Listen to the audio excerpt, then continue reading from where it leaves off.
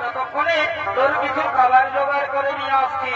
হ্যাঁ হ্যাঁ, কোথাও যাসনি যেন।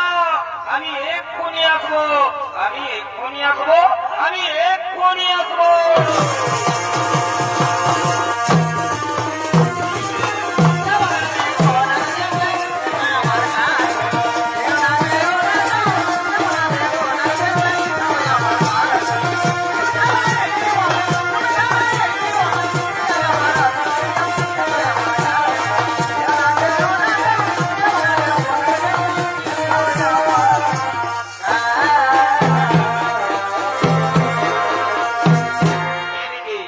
এদিকে অষ্টবসু অর্থাৎ অষ্টমণিগণ তারা চলেছে মহামণি বৈশিষ্ট্যের অতি মনোরমা আশ্রম দর্শন করার জন্য সুমেরু পর্বতের দিকে।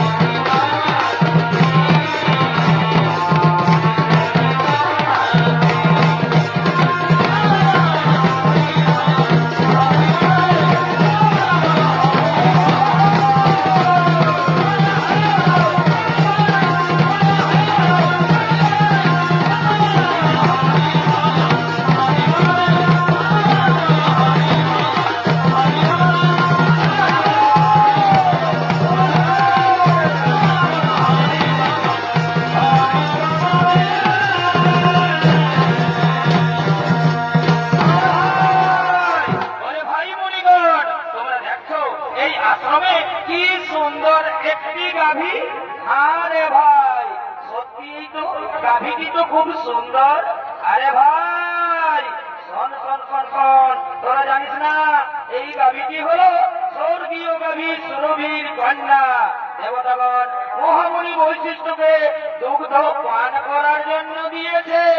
এই গাভীর দুগ্ধের এমনই গুণ, যদি মর্তবাসী একবার পান করতে পারে তাহলে তাদের 100 বছর পর্যন্ত পরমায়ু বৃদ্ধি পায়। এই গাভীর কোনো গান শুনে প্রভাস ঋষির স্ত্রী ছুটতে ছুটতে আসছে।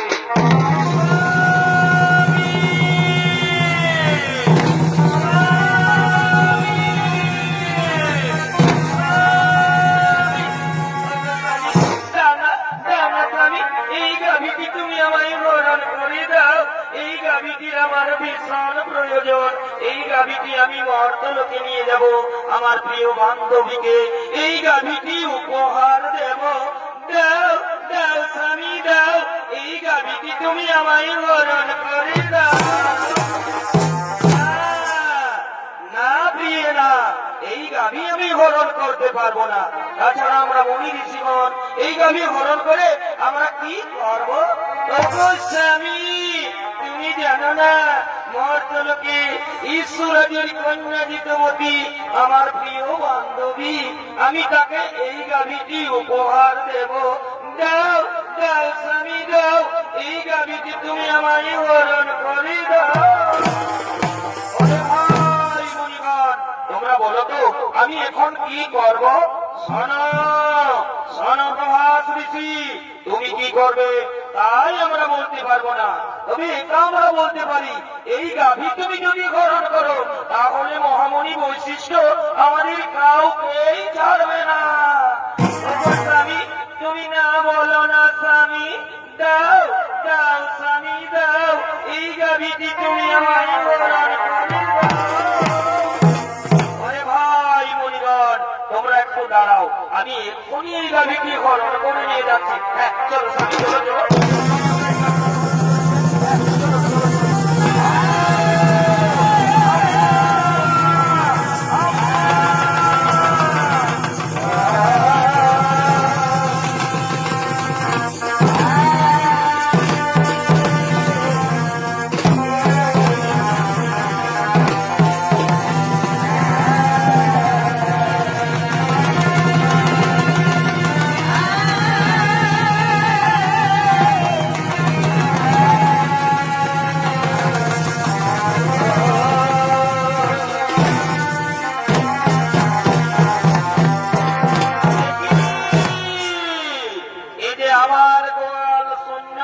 কোথায় গেল আমার দিব্য গাভী নন্দিনী? আমার গাভী নন্দিনীকে তো গোয়ালে দেখা যাচ্ছে না। নন্দিনী নন্দিনী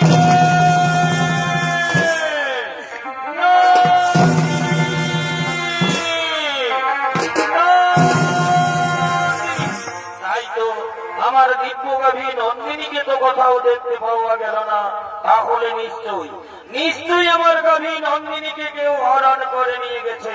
হ্যাঁ হ্যাঁ আমায় ধ্যান যোগে দেখতে হবে কোথায় গেল আমার দিব্য গাভী নন্দিনী।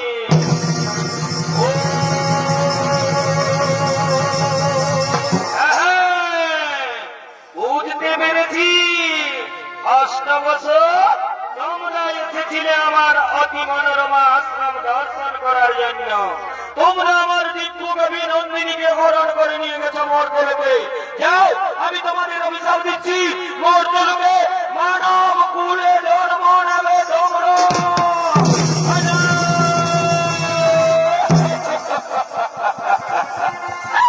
না না মুনিবর না, আপনি আমাদের এত বড় অভিশাপ দেবেন না মুনিবর। ফিরিয়ে নিন মুনিবর, ফিরিয়ে নিন আমার অভিশাপ, আপনি ফিরিয়ে নিন। শোনো শোনো প্রভাস ঋষি, একবার যখন মুখ থেকে বাক্য বের করেছি তখন তার লঙ্ঘন হবে না। অভিশাপ তোমাদের ফলবে, তোমাদের মর্তলোকে মানব কুলে জন্ম নিতেই হবে। মর্তলোকে যদি আমাদের মানব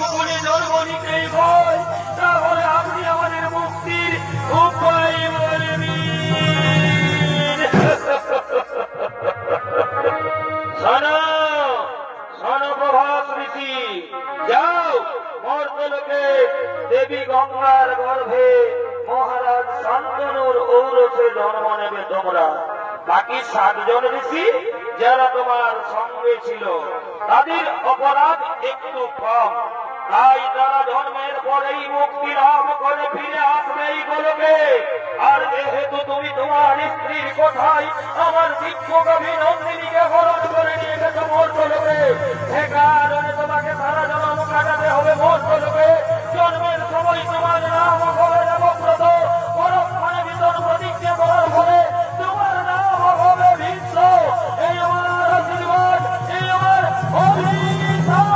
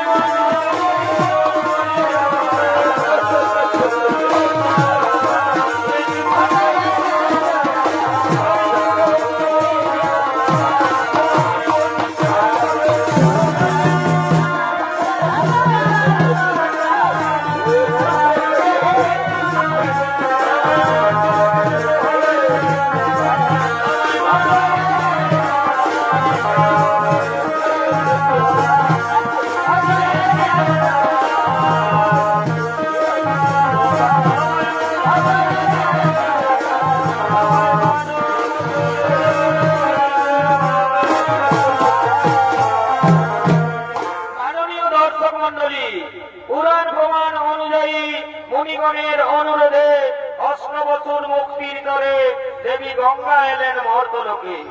মহারাজ শান্তনুর ঔরসে দেবী গঙ্গার গর্ভে জন্ম নিলেন 8 বছর। 8ম গর্ভে জন্ম নিলেন মহামুনি প্রভাস ঋষি। জন্মের সময় তার নাম হয় দেবব্রত, পরক্ষণে ভীষণ প্রতিজ্ঞা করার ফলে তার নাম হয় ভীষ্ম।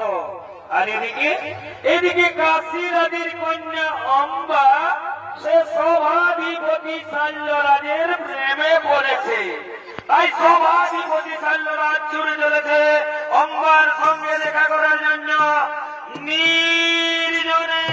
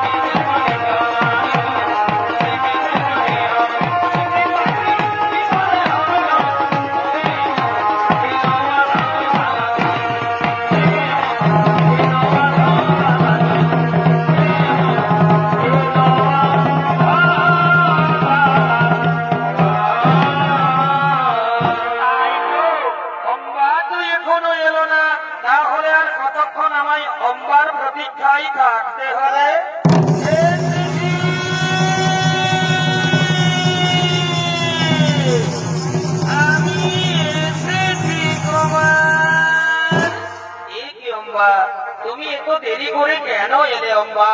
অম্বা, তুমি কি বলতে পারো অম্বা, আর কতদিন আমাদের এইভাবে লুকিয়ে লুকিয়ে প্রেম করতে হবে?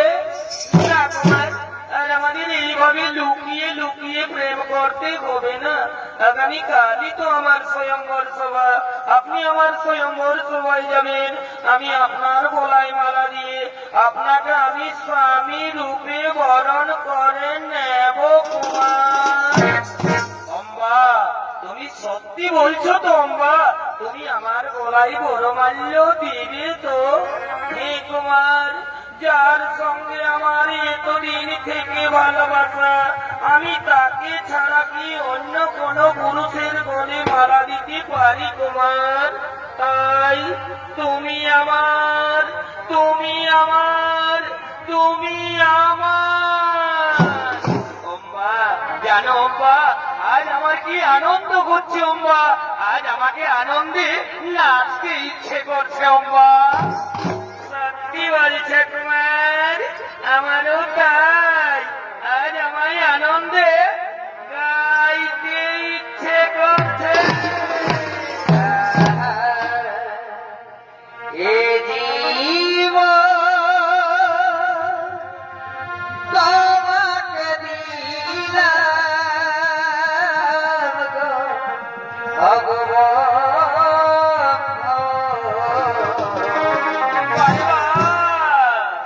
তুমি শুধু ভালোবাসা দিও ভগবান। কি হলো, কি হলো? তুমি শুধু ভালোবাসা দিও এগো সুখের রাতে তুমি যে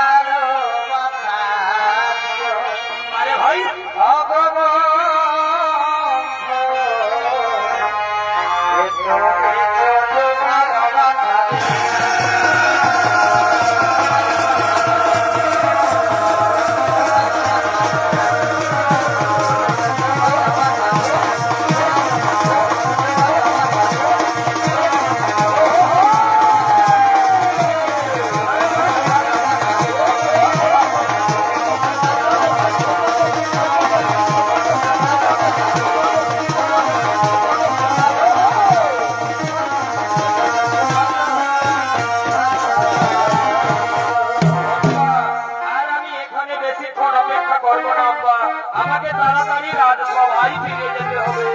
হে কুমার, আমিও এখানে বেশিক্ষণ অপেক্ষা করবো না কুমার, আমাকেও তাড়াতাড়ি রাজবাড়িতে ফিরে যেতে হবে। আগামীকালই তো আমার স্বয়ংবর সভা, আপনি আমার স্বয়ংবর সভায় যাবেন। আমি আপনার গলায় মালা দিয়ে আপনাকে আমি স্বামী রূপে বরণ করে নেব কুমার।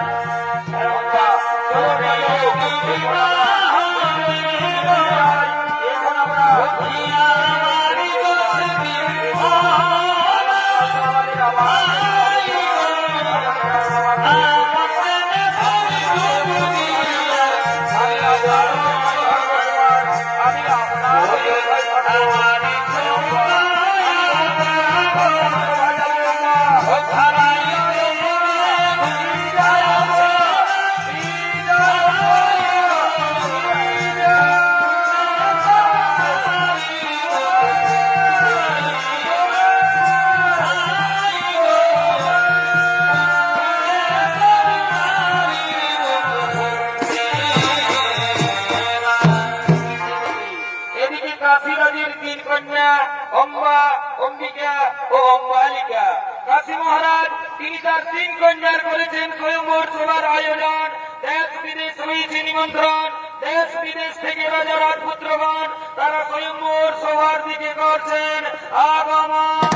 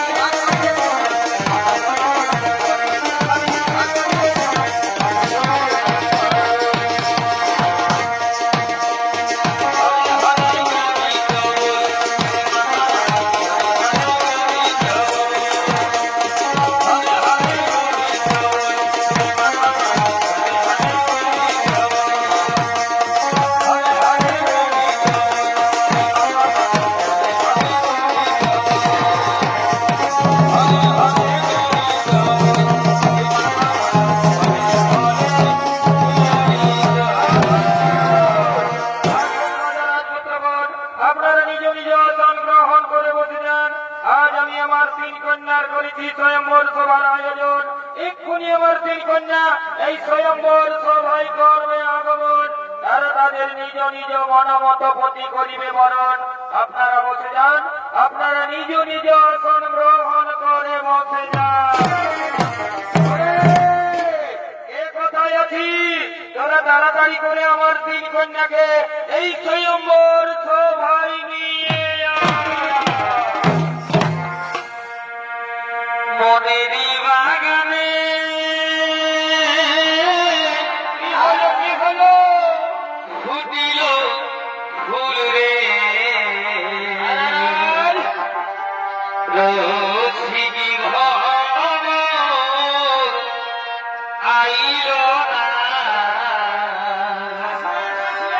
ফুলের মধু খাইল না।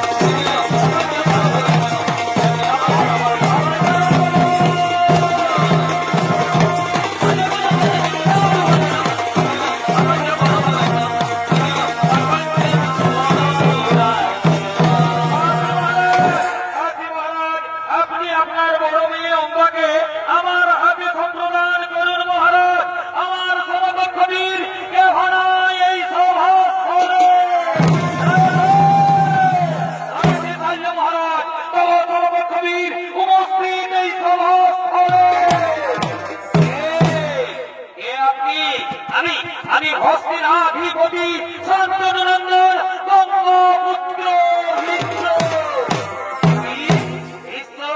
তুমি এসেছো এই স্বয়ম্বর সভায়। আরে আরে দেখ দেখ দেখ দেখ দেখ দেখ দেখ বিশ্ব এসেছে এই স্বয়ম্বর সভায়। বিশ্ব আবার আশীর্বাদ বছর বয়সে নিজেকে যুবক প্রমাণ করার চেষ্টা করছে। আরে ভাই শোন শোন শোন শোন শোন শোন, আমার মনে হয় বিষ্ণুবোধই তার পিতার মৃত্যুর অপেক্ষায় ছিল। তার পিতা মৃত্যুবরণ করেছে, তার মা শাখা পোলাও ভেঙেছে, আর বিশ্ব তার দৃঢ় প্রতিজ্ঞাও ভেঙেছে। চুপ করুন, চুপ করুন রাজা রাজপুত্রগণ, আপনারা সকলে চুপ করুন। আমি নিজে বিয়ে করার জন্য এই স্বয়ংবর সভায় আসিনি। আমি এই স্বয়ংবর সভায় এসেছি বাহু মনে 3 কন্যাকে হরণ করে নিয়ে যাবো হস্তিনার রাজপ্রাসাদে। আমি আমার ভাই বিচিত্র বীর্যের রানী বানাবো। ও রাজনীতি যদি কারো শক্তি থাকে তবে এসো, এসো এই মিশ্রের সম্মুখে। এই স্বয়ংবর সভা স্থল থেকে আমার 3 কন্যার পরিবার হলো না হলো এক্ষুনি আমি সবাই বলিব তবে তাই হোক, তবে তাই হোক।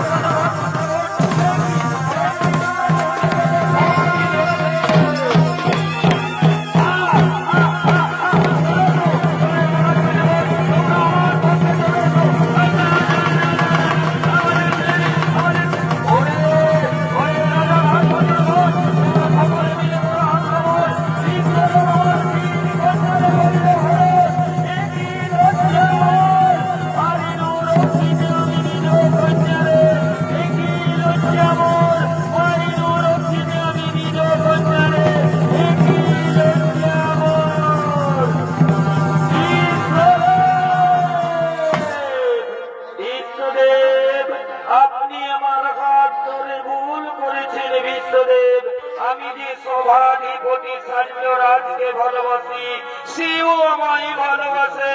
আমি তার বাগদত্তা স্ত্রী। আপনি আমাকে তার কাছেই পৌঁছে দিন বিশ্বদেব।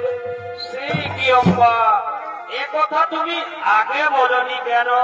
বিশ্বদেব, অনুগ্রহ করে আপনি যদি সেখানে বীরত্ব দেখাতে উপস্থিত না হতেন, তাহলে আমি মহারাজ শাল্যের গলে মালা দিয়ে আমি তাকে স্বামী রূপে বরণ করে নিতাম। সেও আমায় ভালোবাসে, আমিও তাকে ভালোবাসি। আমি তার বাগদত্তা স্ত্রী। আপনি আমাকে তার কাছেই পৌঁছে দিন বিশ্বদেব। হ্যাঁ চলো অম্বা চলো, আমি তোমাকে মহারাজ শাল্যের কাছেই পৌঁছে দেওয়ার ব্যবস্থা করব। চলো অম্বা, চলো, চলো, এদিকে শাল্য মহারাজ তিনি তার রাজপ্রাসাদে রাজকার্য পরিচালনা করছেন।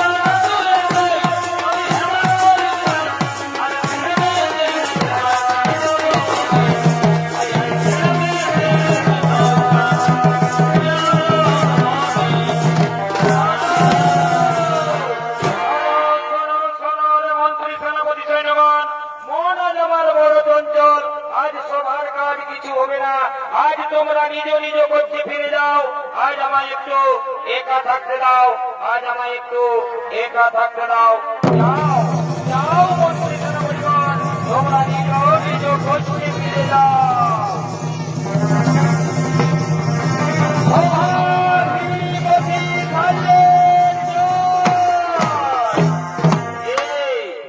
আপনি? আমি আমি হস্তিনানগরের মহামন্ত্রী। এই নিন মহারাজ, আপনার বাগদত্তা স্ত্রীকে আপনার কাছে পৌঁছে দিয়েছি, আপনি একে গ্রহণ করুন। আমি এখন আসি মহারাজ, আমি এখন আসি। অম্বা, তুমি এসেছো? বারে, স্ত্রী তো স্বামীর কাছে আসবে। এখনো আমি মনে প্রাণে বিশ্বাস করি তুমি আমার স্বামী। নাও নাও কুমার, তুমি আমায় গ্রহণ করো কুমার। না না হবো না, যে হাত ধরে ভিন্ন তোমায় রোদে তুলেছে সে হাত আমি আর স্পর্শ করতে পারবো না। যে মুহূর্তে ভিন্ন তোমার হাত ধরে রোদে তুলেছে সেই মুহূর্তে তুমি ভিক্ষের উচ্ছিষ্ট হয়ে গেছো। তুমি ভিন্ন করতে কমরিকা, তুমি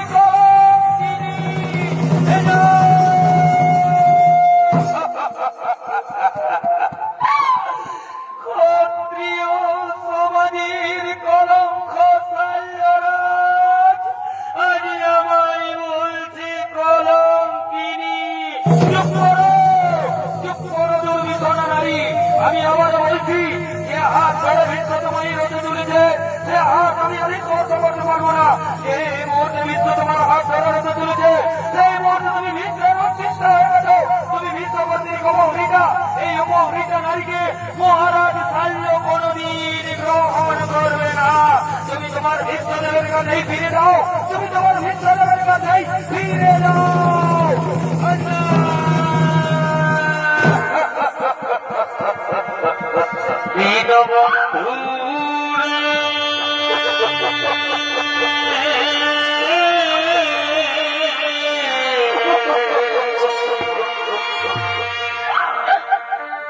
তুমি বিনে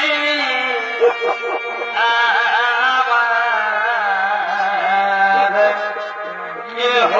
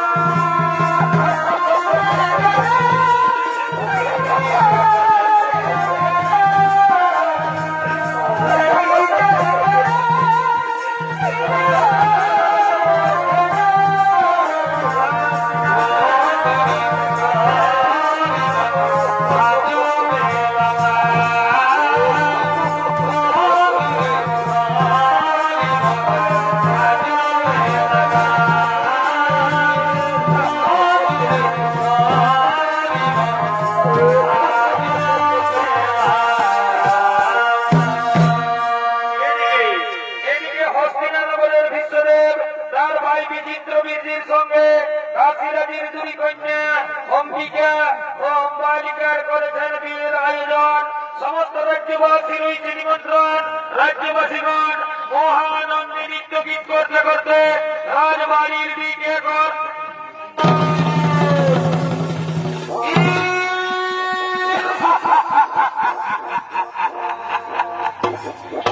আরে ভাই কি মজা রে ভাই, কি মজা!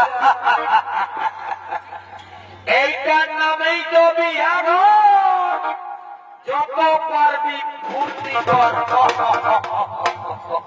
বিহাগরে কর, রাজা ঘরে আর গরিব ঘরে এই লাল আর এই সাদা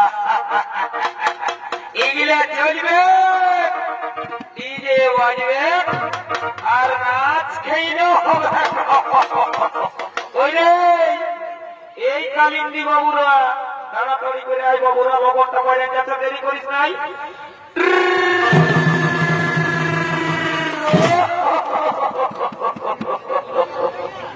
আরে ভাই বাজা বাজা বাজা, এইটাই তো বিহা ঘরের মজা। ঠিক আছে ঠিক আছে, গানটা ধর বাবু, তোকে বাজনাটা হয়ে যাও।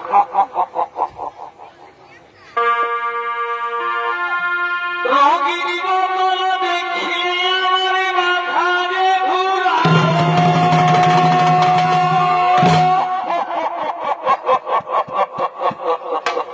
আরে ভাই এই রঙিন মালটা হচ্ছে বিদেশি মাল, বুঝলেন? এই মালটা হইয়ে দিদির আমাকে শ্রদ্ধা করে দেখি আমার রঙিনী বদল দেখিলে আমার মাথা যে ঘুরাই। আর আর দিছে দিলে আমার কিছুই।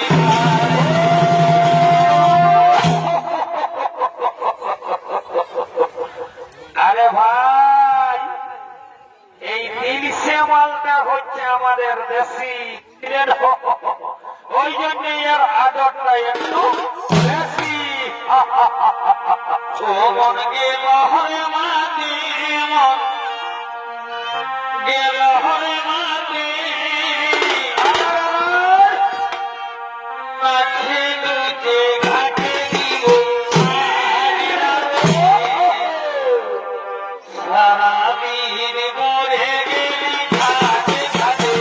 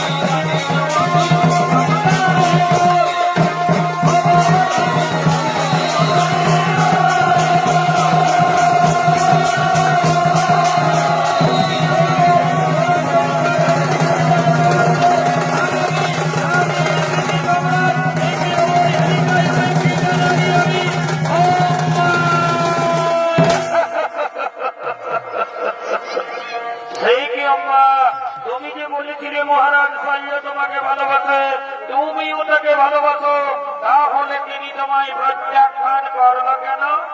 আপনার জন্য।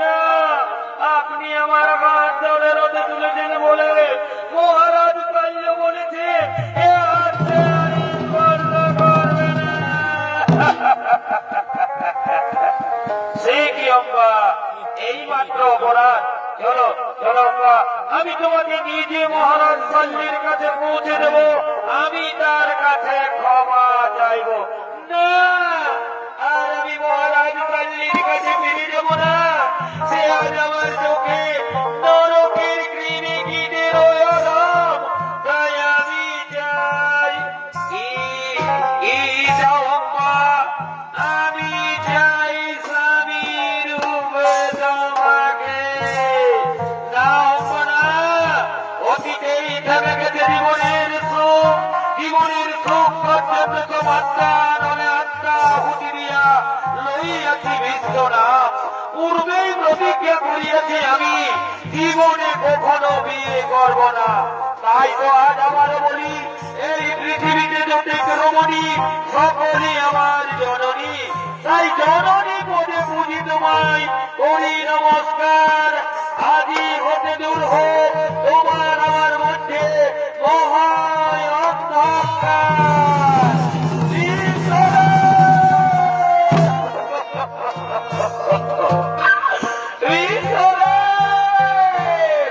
মানিব না আমি, লইব প্রতিশোধ, করিল প্রতিজ্ঞা, জ্বলন্ত অগ্নিকুণ্ডে প্রাণ বিসর্জন দেব, পুনরায় জন্ম নেব। শ্রীচণ্ডী রূপে আমি তোমায় কুরুক্ষেত্রের মাঝে দর্শন দেব। আর সেদিন পাবো আমি তোমার মৃত্যুর কারণ। তুমি মানে মানে সঞ্চারিত হয়ে যন্ত্রণায় ছটফট করতে করতে সর্বশয্যায় লুটিয়ে পড়বে। কিন্তু মৃত্যু হবে না তোমার, দিলে দিলে মরবে তুমি। এ হলো আমার অভিশাপ, দিলে দিলে মরবে তুমি। এ হলো আমার অভিশাপ, দিলে দিলে মরবে তুমি। এ হলো আমার অভিশাপ। না, না অম্বা না, তথাপি ভাঙিবে না প্রভু এই ভীষ্মের প্রতিজ্ঞা, তথাপি ভাঙিবে না প্রভু এই ভীষ্মের প্রতিজ্ঞা, তথাপি ভাঙিবে না প্রভু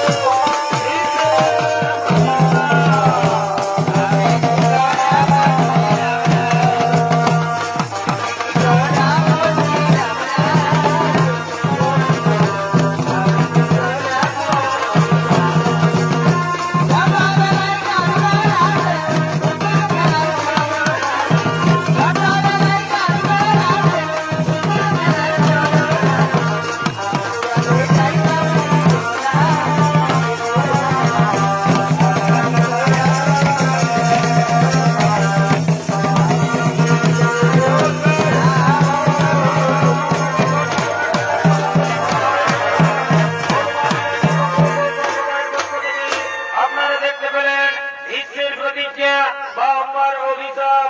সংযুক্ত কলাখানি আমরা এখানে সমাপ্ত করলাম।